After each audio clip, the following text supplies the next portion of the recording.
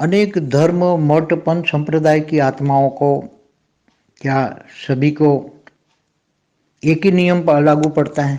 सभी आत्माओं को अगर जन्म मरण से चक्र से ऊपर जाना है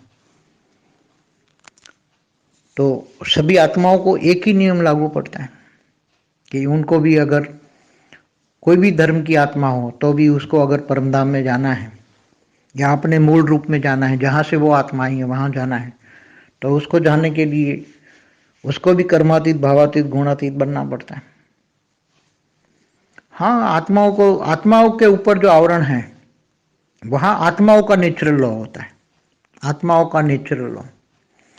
तो आत्माओं के ऊपर जो नेचुरल लॉ लगा पड़ा है, चाहे कोई भी धर्म की आत्मा हो, चाहे कोई मठ पंच संप्रदाय की आत्मा हो, तो जो आत्मा जहां से आई है उसके आत्माओं पर जो लेप छिप लगा है वो निकालने के लिए आत्माओं पर तो परम लाइट ऊपर तो आवरण लगते ही जाते लगते ही जाते लगते ही जाते कर्म बंधन से, सोचने मात्र से। सोचना एक कर्म हो गया।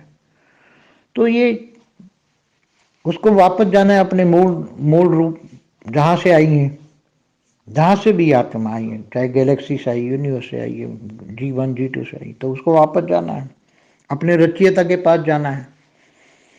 तो पहले तो उसको ज्ञान चाहिए,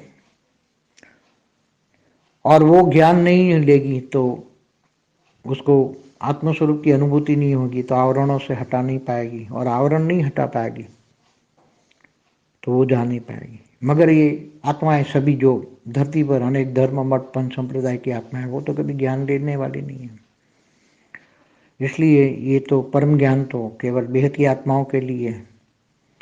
तो वो अंत में जब बेहद की परम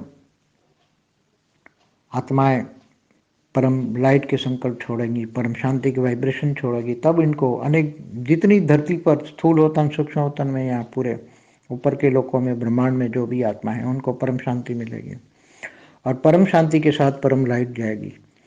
तो वो सभी आत्माओं को परम शांति भी मिलेगी और परम लाइट भी मिलेगी, और परम लाइट और परम शांति के वाइब्रेशन से वो आत्मा निसंकल्प बन जाएगी और परम शांति का अनुभव करेगी।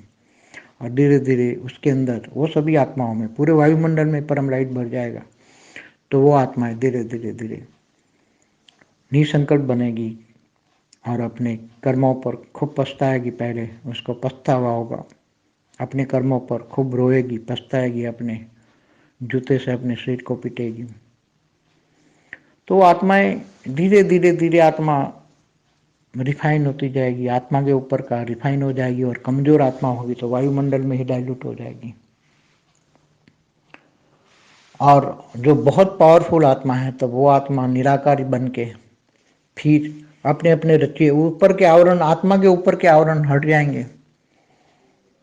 तो या तो आत्मा वायुमंडल में परम लाइट के वायुमंडल में डाइल्यूट हो जाएगी, माना मुक्त हो जाएगी। डाइल्यूट माना मुक्ति, माना अस्तित्व खत्म, माना मोक्ष। और जो पावरफुल आत्मा है तो वो उसके आवरण हटते ही आत्मा निराकारी बन जाएगी, और वो अपने आत्मा के रचयिता, जो आत्मा के रचयिता है, इनको जान पाएगी, और वो आत्मा अपने अपने सभी आत्माओं के रचयिता पास चली जाएगी। तो ये एक बेसिक कंसेप्ट है।